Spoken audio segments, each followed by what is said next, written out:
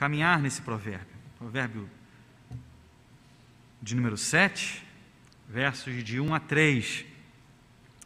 Diz o texto: Filho meu, guarda as minhas palavras e conserva dentro de ti os meus mandamentos.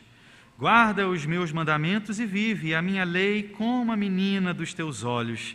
Ata-os aos dedos, escreve-os na tábua do teu coração. Vamos mais uma vez orar, irmãos? Bondoso Deus, sem a tua instrumentalidade, iluminação, Deus, nada conseguiremos, enfim, absorver, entender. Portanto, abra, Deus, o nosso entendimento, os nossos olhos, o nosso coração e a nossa mente, para que não só entendamos, internalizemos, mas principalmente propaguemos a tua palavra para a tua honra e glória, em nome de Jesus. Amém. Queridos, na semana passada nós trabalhamos o provérbio de número 3, falamos ali acerca do caminho, da jornada do cristão, que deve sempre ali então ser acompanhada da sabedoria, sendo Cristo a própria sabedoria e que não há vida fora dele. E hoje então veremos que existem aí outras propostas de caminhos que podem então chegar a todos nós. Caminhos decepcionantes, pois em um primeiro momento aparentam sim ser bons caminhos, prometem e entregam até certo nível de prazer para aqueles que trilharem os seus passos, mas no fim trazem frustração, grande destruição e, claro, a morte. Caminhos de morte, queridos, que por vezes se avolumam ao nosso redor e que nós então precisamos nos manter ali longe, distantes dessas promessas, dessas propostas.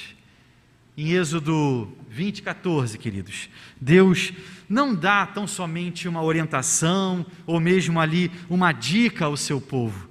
O Senhor ordena, Ele manda o seguinte: não adulterarás.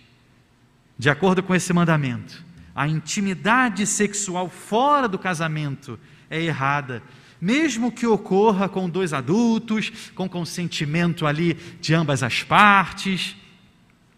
E Jesus então agora amplia um pouco mais esse mandamento em Mateus 15:19, ao afirmar: porque do coração procedem maus desígnios, homicídios, adultérios, prostituição, furtos, falsos testemunhos, blasfêmias. Repare que Jesus então ele utiliza a palavra adultério no plural, contemplando assim então essas diversas formas aí de pecado sexual fora dos laços do matrimônio. Apesar da nossa sociedade hoje tentar até desacreditar essa questão, o 7º mandamento, queridos, ainda é válido para os dias de hoje. Nesse sentido, os provérbios 5, 6 e 7 vão tratar dessa questão do pecado sexual, mostrando aí então as consequências de se viver nesse caminho da loucura, caminho de morte. Nesse capítulo 7, Salomão agora faz uma chamada ao jovem, para que ele então retorne à palavra de Deus, versos de 1 a 5, veja comigo por gentileza, diz o texto: Filho meu, guarda as minhas palavras e conserva dentro de ti os meus mandamentos. Guarda os meus mandamentos e vive a minha lei como a menina dos teus olhos. Ata-os aos dedos, escreve-os na tábua do teu coração.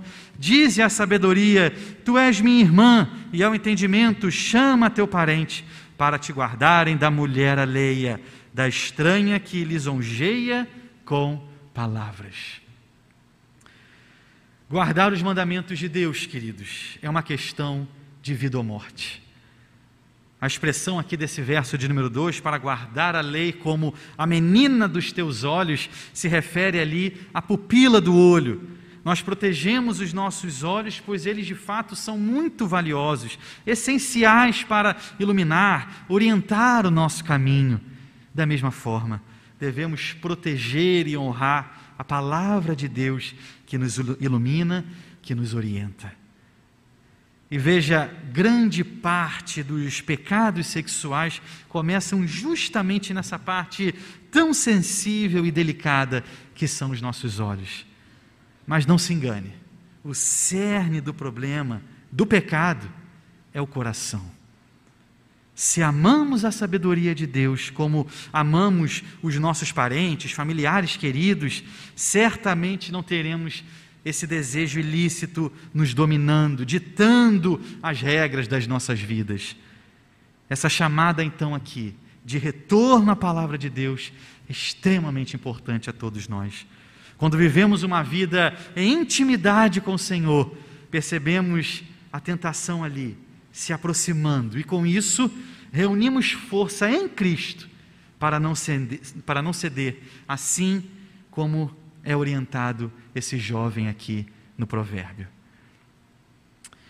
E esse capítulo, portanto, queridos, nos mostra um jovem que cai na armadilha da mulher adúltera e agora também os passos que conduzem à destruição. Diante disso, conseguimos extrair aí algumas lições preciosas para as nossas vidas. E a primeira orientação é essa: não tente a si mesmo. Versos 6 a 9, veja comigo por gentileza. Porque da janela da minha casa, por minhas grades, olhando eu, vi entre os simples, descobri entre os jovens um que era carecente de juízo, que ia e vinha pela rua junto à esquina da mulher estranha e seguia o caminho da sua casa, à tarde do dia, no crepúsculo, na escuridão da noite, nas trevas. Com essa descrição aqui tão clara, começamos agora então a fazer uma imagem aqui nas nossas mentes de um rapaz que é de fato terrivelmente estúpido, que brinca ali com o pecado, pensando que pode agora escapar daquela realidade.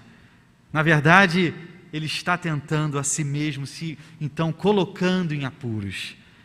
O texto nos diz que ele está fora de casa, o texto nos fala na escuridão da noite, nas trevas, deliberadamente. Ele caminha perto de um lugar de tentação, de um lugar de perigos. Em Provérbios, capítulo 5, o verso 8, ele já havia sido aconselhado, diz o texto: afasta o teu caminho da mulher adúltera e não te aproximes da porta da tua casa. Mas ele não dá ouvidos ao conselho sábio que recebe. Provérbios 4:27 também o orienta: não declines nem para a direita, nem para a esquerda, retira o teu pé do mal. Ou seja, ele deveria manter os seus pés controlados pela própria palavra de Deus, mas não é isso que ele faz. Da mesma maneira, pessoas hoje que sabem aí os riscos, por exemplo, de acessar certos sites, de fazer parte de certos grupos de WhatsApp, etc., mas que insistem em continuar, não, porque eu me controlo, não, eu consigo, não, essas coisas, que é isso, não acontecem comigo. Precisamos fazer, queridos, assim como fez Jó, em Jó 31:1, fiz aliança com meus olhos, como, pois, os fixaria eu numa donzela?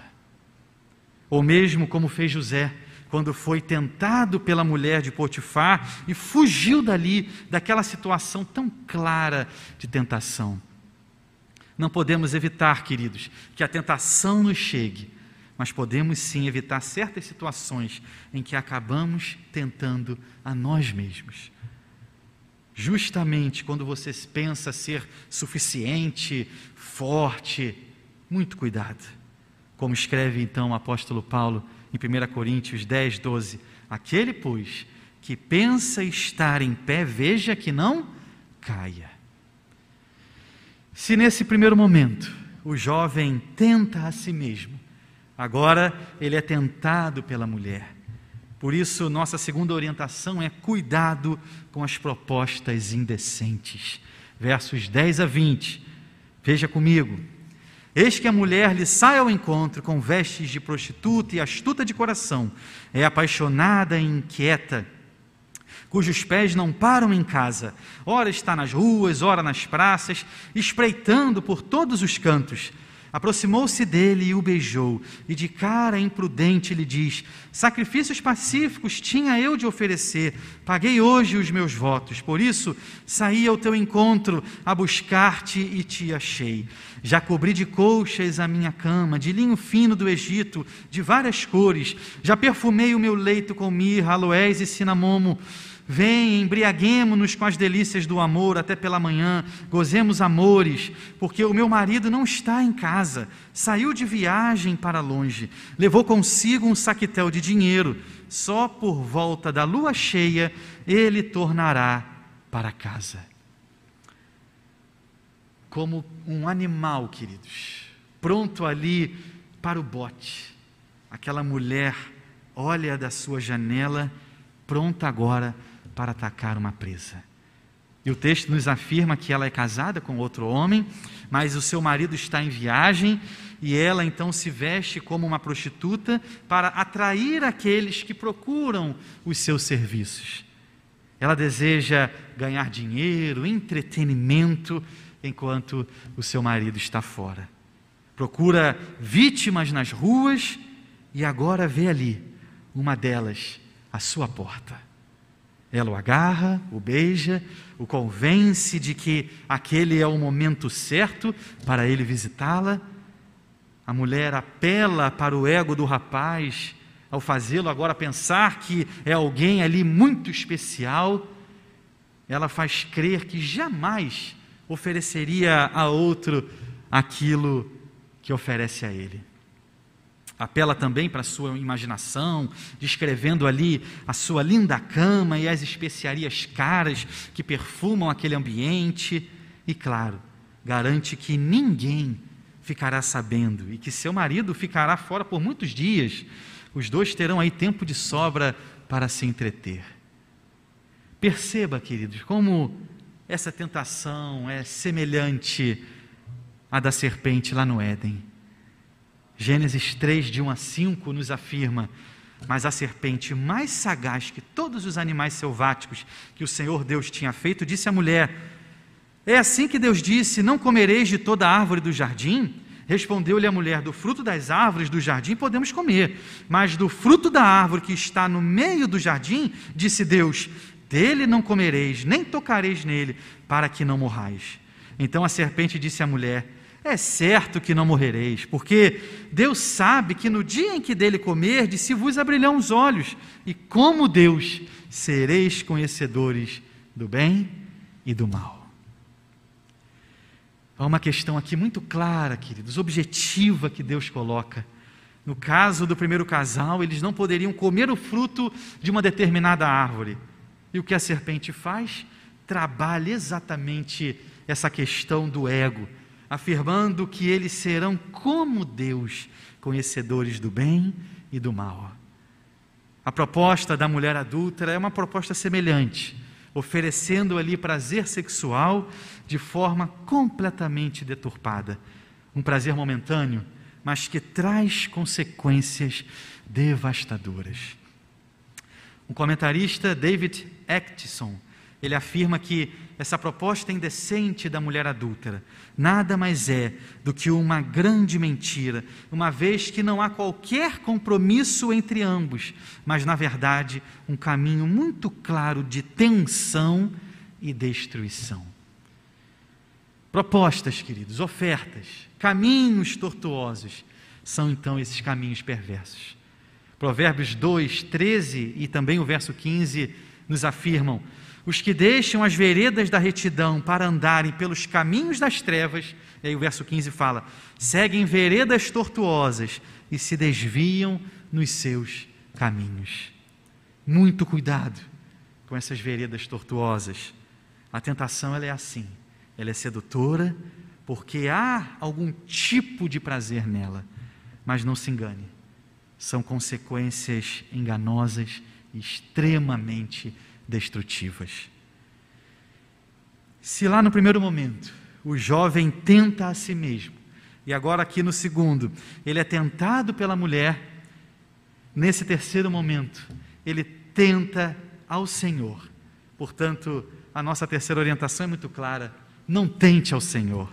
Versos 21 a 27, diz o nosso texto: seduziu-o com as muitas palavras, com as lisonjas dos seus lábios o arrastou, e ele num instante a segue, como boi que vai ao matadouro, como servo que corre para a rede, até que a flecha lhe atravesse o coração, como a ave que se apressa para o laço, sem saber que isto lhe custará a vida. Agora, pois, filho, dá-me ouvidos e sê atento às palavras da minha boca. Não se desvie o teu coração para os caminhos dela, e não andes perdido nas suas veredas, porque a muitos feriu e derribou, e são muitos os que por ela foram mortos. A sua casa é caminho para a sepultura, e desce para as câmaras da morte. A oração, queridos, que Jesus nos ensinou, ela afirma em Mateus 6,13, não nos deixeis cair em tentação. Com isso, fica muito evidente que Deus, ele não tenta a ninguém. Aliás, é justamente isso que nos afirma lá Tiago 1, 13 a 16. Mas como vimos hoje, podemos tentar a nós mesmos, tentar os outros e até mesmo a Deus. Nós tentamos a Deus quando o desobedecemos assim, de forma deliberada, colocando a nós mesmos em situações difíceis que só podemos ser libertos por Deus. É como se o desafiássemos a fazer então o que deve ser feito. O rapaz tomou uma decisão ali precipitada, quando resolve seguir a mulher e fazendo assim, começa a agir, diz o nosso texto, tal como um animal. Ao invés de agir como um homem, ele age ali como um boi a caminho do matadouro, uma ave rumo a uma armadilha. O ser humano, queridos, é o único ser da criação que Deus dotou de inteligência, de sabedoria. No entanto, quando vivemos assim, fora da vontade de Deus, passamos a agir de forma contrária àquilo que o Senhor nos criou, nos assemelhando, portanto, assim, a animais que agem por instinto. Ao entrar na casa da mulher adúltera, assentar-se à sua mesa, deitar em sua cama, o rapaz desobedeceu a lei de Deus intencionalmente. Deus então permite que o jovem saciasse ali os seus apetites sexuais e sofresse, claro, as consequências disso. O Senhor poderia tê-lo detido, mas escolhe não fazê-lo, pois a própria Bíblia mesmo nos orienta, Deuteronômio 6,16, não tentarás o Senhor teu Deus.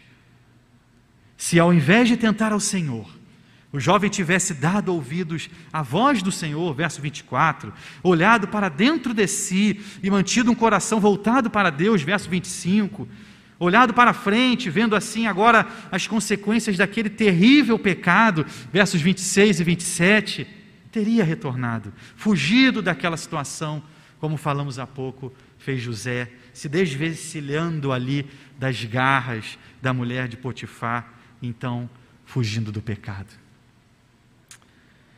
Caminhando, queridos, para a nossa conclusão. A sociedade de hoje não apenas aceita os pecados sexuais, como também os aprova e até mesmo os incentiva. Todo tipo de perversão que causaria até espanto em gerações anteriores às nossas, hoje aí é abertamente tema de livros, séries, filmes, enfim. Mas é bem verdade que, como o próprio Salomão escreve, nada disso é novo debaixo do sol. Paulo, lá em Romanos 1, de 18 a 32, ele relata ali um quadro muito semelhante ao que nós temos hoje. Um quadro de perversão, de depravação, um quadro de imoralidade.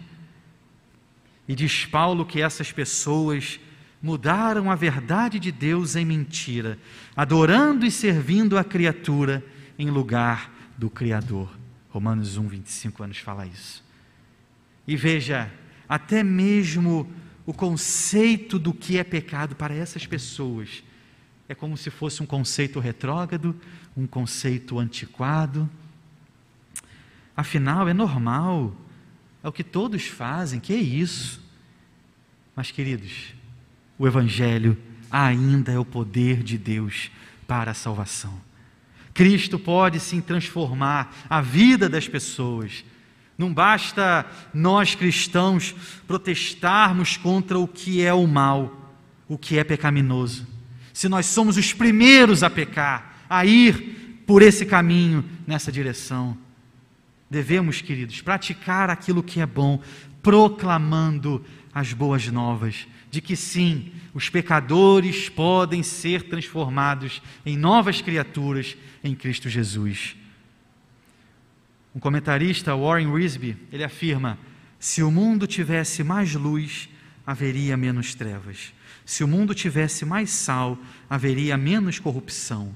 Se o mundo ouvisse mais a verdade, haveria menos dissimulação. Nosso dever, queridos, é ser luz para iluminar e sal para dar sabor.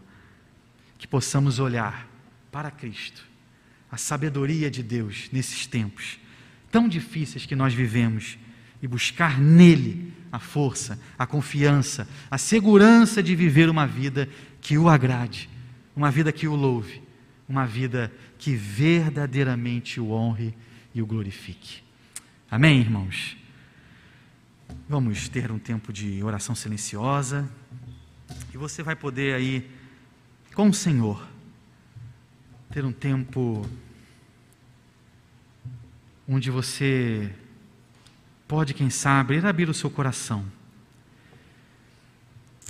Que você pode, nesse tempo, quem sabe, estar lutando contra algum tipo de pecado nesse sentido. Eu não sei, por vezes o seu cônjuge, as pessoas da sua casa talvez também não saibam, mas o Senhor sabe. E a chamada do nosso Deus a todos nós, esse retorno à sua palavra, é importante para aqueles que verdadeiramente olham para Cristo e fixam nele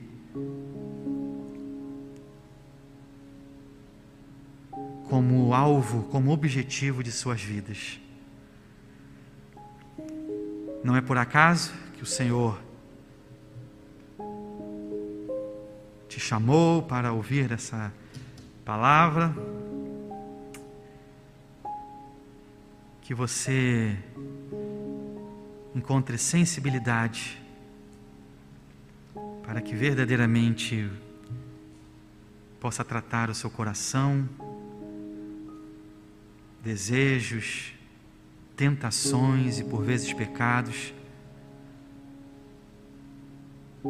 Eu quero te dizer que Cristo pode sim transformar uma situação. Cristo pode sim mudar, pode verdadeiramente tratar. Não há pecado, não há falta, não há culpa tão grande que verdadeiramente não possa ser por Cristo lavado, limpo, purificado. Bondoso Deus, obrigado pelo privilégio, pela alegria que nós temos de ler a Tua palavra, Pai. Obrigado porque ela é uma palavra tão atual, tão maravilhosa, tão pura. Nós, imperfeitos que somos, por vezes nos envergonhamos, mas nós te louvamos, Deus, porque Cristo levou sobre si as nossas dores, as nossas vergonhas, toda a nossa humilhação. Obrigado, Senhor, porque em Cristo nós temos a força que precisamos para caminhar por caminhos que se apresentam tão difíceis às vezes, por caminhos, Deus, que por vezes são caminhos de morte que se avolumam ao nosso redor, Obrigado por tantos livramentos, tantos que a gente às vezes nem se dá conta. Acordamos, fazemos as nossas obrigações do nosso dia a dia, e tantos livramentos o Senhor nos propiciou. Obrigado, Deus. E aqui nesse tempo, Deus, se tem então alguém sofrendo com alguma questão específica nesse sentido, ó Deus, visite esse coração, trate, limpe, verdadeiramente cure. Seja assim, para a tua honra e glória e louvor, em nome de Jesus, Senhor.